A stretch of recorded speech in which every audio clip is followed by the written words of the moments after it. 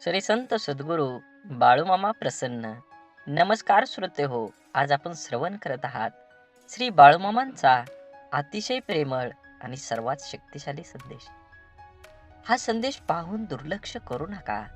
नक्कीच तुम्ही हा व्हिडिओ पूर्ण बघा आणि मनात देवाबद्दल आणि मामांबद्दल भाव असेल तर चॅनलला सबस्क्राईब करून व्हिडिओला लाईक करा आणि कमेंटमध्ये बाळूमामा प्रसन्न लिहायला विसरू नका, जेणेकरून बाळूमामांची अखंड कृपादृष्टी तुमच्यावर आणि तुमच्या कुटुंबावर ही राहणार आहे. भिवू नकोस, तुझ्या पाठीमागे नक्कीच बाळूमामांची शक्ती कायम राहणार आहे. तू तुझं कर्म चांगल्या प्रकारे कर, नक्कीच तुला फळ योग्य तेच मिळणार आहे. जीवनात आणि ह्या कलियुगात यशस्वी कोण होणार आहे ते फक्त त्याच्या संयमावर राहणार आहे. जो सर्वात संयमी व्यक्ती आहे तोच ह्या जगात ह्या कलियुगात जिंकणार आहे. म्हणून संयमी राहा. नक्कीच जे होणार आहे ते चांगल्यासाठीच होणार आहे आणि जे झालंय त्याला फक्त कारण होतं, त्यामुळं ते झालं आहे. आता गेलेल्या गोष्टींचा भूतकाळाचा विचार न करता भविष्य काळासाठी तुम्ही तत्पर राहायला पाहिजे. जीवनात येणाऱ्या असंख्य संकट ही वाऱ्यासारखी दूर होणार आहेत. तुम्ही फक्त व्हिडिओला लाईक करा आणि चॅनलला सबस्क्राईब करून कमेंटमध्ये बाळूमामा प्रसन्न लिहा आणि व्हिडिओ जास्तीत जास्त 7 माणसांना तरी शेअर करा. बाळूमामांची कृपादृष्टी तुमच्यावर अखंड राहणार आहे. म्हणून बाळूमामा म्हणतात, माणूस जेव्हा समाजात वावरायला लागतो तेव्हा त्यानं स्वतःचं एक विश्व ठरवलेलं असतं. जीवनाविषयी त्याचे स्वतःचे काही आराखडे विचारही असतात. एक विचारधारा असते, काही भूमिका निश्चित असतात. स्वतःच्या मर्यादा ओळखून त्याला पुढं जावंच लागतं. जीवन जगत असताना जशा जशा अडचणी येत राहतात त्यावर योग्य तो पर्याय शोधून मार्ग काढावा लागतो. खरं तर अडचणी सोडवण्यासाठी काही सूत्र नसतात किंवा आयते साचेही नसतात. जगण्यातून येणाऱ्या अनुभवांचा उपयोग करून त्यावर मात करावीच लागते. आयुष्य जगत असताना संकट सांगून येत नसतात, ती अनपेक्षित दत्त म्हणून आपल्या समोर उभी राहत असतात. त्यालाही आपणाला आनंदाने सामोरं जाणं भाग पडतं. दररोजच्या अडचणी संकट आहेतच, म्हणून तर आयुष्याला अर्थ आहे, नाहीतर जगण्यात रस उरला असता का? जेवणात सर्व प्रकारची चव असते, म्हणून जेवण रुचकर लागतं. तसंच आयुष्याचंही आहे. म्हणून आयुष्य जाणीवपूर्वक जगाल तर त्याचा सोहळा करता येतो. नाहीतर एखादा वृक्ष वाळवंटासारखं जीवन जगून तरी काय फायदा? जीवन कसं जगायचं हे स्वतः ठरवायचं असतं आणि त्याच्यातच अर्थ कसा भरवायचा हे तुमच्या विचारांवर आणि तुमच्या वर्तणुकीवर अवलंबून असतं. म्हणून जीवन जगत असताना नक्की तुम्ही चांगल्या विचारांचा ऐकले पाहिजेत, चांगले विचार वाचले पाहिजेत आणि चांगल्या विचारांच्या व्यक्तीसोबत संगत ठेवले पाहिजे. जीवन एकदाच मिळणार आहे, त्या जीवनाचा पुरेपूर आनंद तुम्ही घेतला पाहिजे. जीवन हे परत कधीही मिळणार नाही. पुनर्जन्म वगैरे ह्या गोष्टी आहेत, पण त्या कितपत खऱ्या आहेत ह्याचं गणित अजून कुणालाच गावलं नाही. आत्मा अमर आहे हे नक्की आहे, पण आत्मा शरीराशिवाय काहीही करू शकत नाही. म्हणून स्वतःचा जीव सांभाळा, स्वतःला वेळ द्या, स्वतःशी संवाद करा आणि स्वतःला एक चांगलं व्यक्तिमत्व बनवायला विचार करा.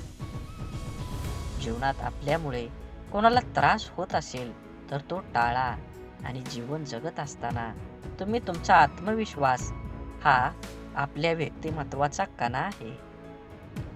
म्हणून तुम्ही काही गोष्टीं पालन केलं पाहिजे.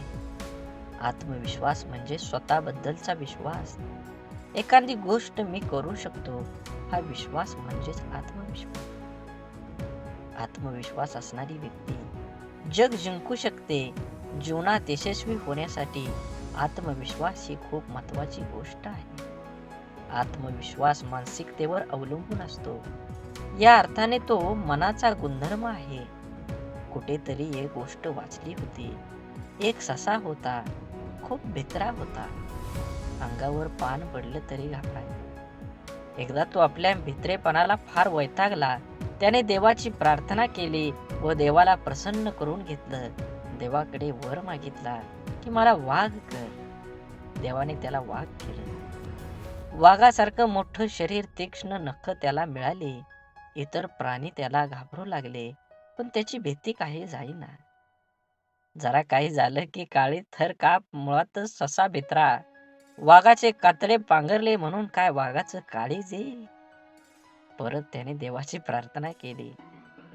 देव आता म्हणाला, बाळ सशा, जोपर्यंत तुझे मन काळजी भित्रे आहे तोपर्यंत तू भित्राच राहणार. तू मन खंबीर कर, मानसिकता बदल, तरच तू शूर होणार आहे. आत्मविश्वासाचे पण असेच आहे. मन मजबूत नसेल तर साध्या संकटांनाही आत्मविश्वास डळमळू शकतो. बाहेरील कुठलाही उपाय त्याला मदत करू शकत नाही. त्यासाठी खंबीर व मजबूत मन हवा आहे. आत्मविश्वास म्हणजे स्वतःवर असलेला विश्वास. हा स्वतःमधील दैवताला पुढे आणतील असतो. त्यानंतर जगातील कुठलेच काम अवघड राहत नाही. तुमच्यातील आत्मविश्वास जागृत करा. तो तुम्हाला यशाच्या शिखरावर घेऊन जाईल. म्हणून जीवन जगत असताना नेहमी स्वतःचा विचार करा. ऐकावे जगाचे, पण करावे स्वतःच्या मनाचे. हे ब्रीदवाक्य तुम्ही लक्षात ठेवलं पाहिजे. जीवन खूप सुखी, समाधानी आणि साधं जीवन जगलं पाहिजे. पण जीवन जगत असताना काळजीपूर्वक आणि नक्कीच तुम्ही चालाकीनं वागलं पाहिजे. माणसाला आयुष्यात पुढं पडण्याची स्वतःच शोध घेणं गरजेचं असतं. आपल्या मर्यादा माहीत करून घ्याव्या लागतात आणि बलस्थानाची ओळख असावी लागते. त्यानंतरच आपल्या आयुष्याची वाटचाल करावी लागते. ती वाट चालताना काही वेळेस समाजाने घालून दिलेल्या चौकटी पार कराव्या लागतात. वेळ प्रसंगी सामाजिक बंधनं झुगारावे लागतात. चौकटी मोडणाऱ्यांनाही समाजाकडून, व्यवस्थेकडून जाब विचारले जातात. जर एखाद्या व्यक्तीने सामाजिक भिंत ओलांडून आपलं आकाश शोधण्यासाठी भरारी घेतली तर पंख कापण्यासाठी अनेक हात पुढे येतात. अन्यायाविरुद्ध, शोषणाविरुद्ध आवाज उठवला तर बंद करण्याचे मार्ग शोधले जातात. पण आपला निर्धार कायम ठेवला पाहिजे. यासाठी इतिहास वाचवला पाहिजे. जे जे लोक महान झाले त्यांना अशा संकटांना सामोरं जावं लागलं. मग आपल्याही वाटेत येणाऱ्या प्रश्नांची उत्तरं शोधण्यासाठी विधायक विचारांच्या पंथ्या हाती घेऊन पावला पावला पुरता प्रकाश पेरीत चालावं लागतं. जो योजनेने अन्न परिश्रमाने घडावा लागतो. आपल्याकडे शतकांचा उज्ज्वल इतिहास असेल तर त्यापासून आपण काय शिकलो? इतिहासाकडून काहीच न शिकणं हा आपल्या वर्तनातील विसंगती नाही का? माणूस म्हटलं की अनेक अडचणी, संकटांना तोंड देणं आलंच. जीवनात अनेक गुंते आहेत आणि ते असतातच. त्यांना टाळून कुणालाही पुढं नाही जाता येत, अथवा टाकून पळूनही नाही जाता येत. एकतर त्यांना समोर जावं लागतं, नाहीतर सोडावं तरी लागतं. पण ते व्हावे कसं, हाही एक जटिल प्रश्नच आहे. अनेक संकटावर माणसानं मार्ग शोधले, पण त्यातूनही अनेक नवे प्रश्न निर्माणच होतात आणि होणार आणि राहणारच. प्रश्न कधी थांबत नाहीत आणि संपतही नाहीत. माणसांच्या आयुष्यातून प्रश्न वजा केले तर मागे काय उरेल, हाही सुद्धा एक प्रश्नच आहे, नाही का? म्हणून जीवनात जे आहे ते स्वीकारलं पाहिजे. जसं आहे तसं स्वीकारलं पाहिजे आणि जेवढं आहे तेवढं पर्याप्त आहे, म्हणजे तेवढंच गरजेपुरतं आहे, हे मानून जगलं की माणसाला समाधानी आणि सुखी जीवन जगता येतं. माणसाची अपेक्षा वाढली की माणसाला त्रास होतो आणि त्या त्रासाचं खापर आपण आपल्या मनावर आणि इतरांवर फोडत असतो त्याचा विचार करा. जीवन हे एक सरळ रेषेत असलं तरी धोकादायक असतं आणि वळण मार्ग असलं तरी धोकादायक असतं. जीवनात दोन्ही बाजू तुम्ही पार पाडल्या पाहिजेत. सरळ मार्गी माणसानं कधीतरी वळणं वापरलीच पाहिजेत, तरच तुम्हाला जन्मात या समाजात किंमत राहील.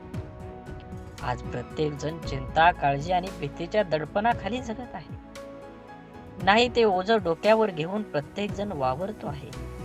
ते मुक्त हस्ते निसर्गानं दिलेलं आहे ते सोडून प्रत्येक गोष्ट पैशाने मोजत आहे. मग तो व्यायाम असो, पाणी असो, हवा असो किंवा आणखी काही. खरंच आपण सुखी आहोत, प्रगत आहोत? विकास कुणाचा, माणसाचा की भौतिक वस्तूंचा? हा विचार करण्यासारखा मुद्दा आहे. पीक म्हटलं की तण येणारच, गुलाब पाहिजे तर काटे टोचणारच. तसंच जीवनात सुख पाहिजे असेल तर दुःखाला सामोरं जावंच लागतं. पण आपण मात्र आयुष्यभर दुःखच कवटाळून बसतो. जगणं अवघड झालं नाही, आपण करून घेतलंय. साधी राहणी, उच्च विचार हे फक्त सांगण्यापुरते उरले आहेत. आपल्या कुणालाच ते मान्य नाही किंवा आचरणात आणणं जवळजवळ शक्य होऊन गेलं. त्यासाठी तर आध्यात्मिक विचार, कीर्तन, भजन, संबोधन आणि लोककला, संगीत, खेळ आहेत. त्यातून कुठेतरी थोडी मुक्ती मिळेल. दररोजच्या या धावपळीत कुठंतरी आपणाला हे समजलं पाहिजे की धावून धावून कुठपर्यंत पळायचं.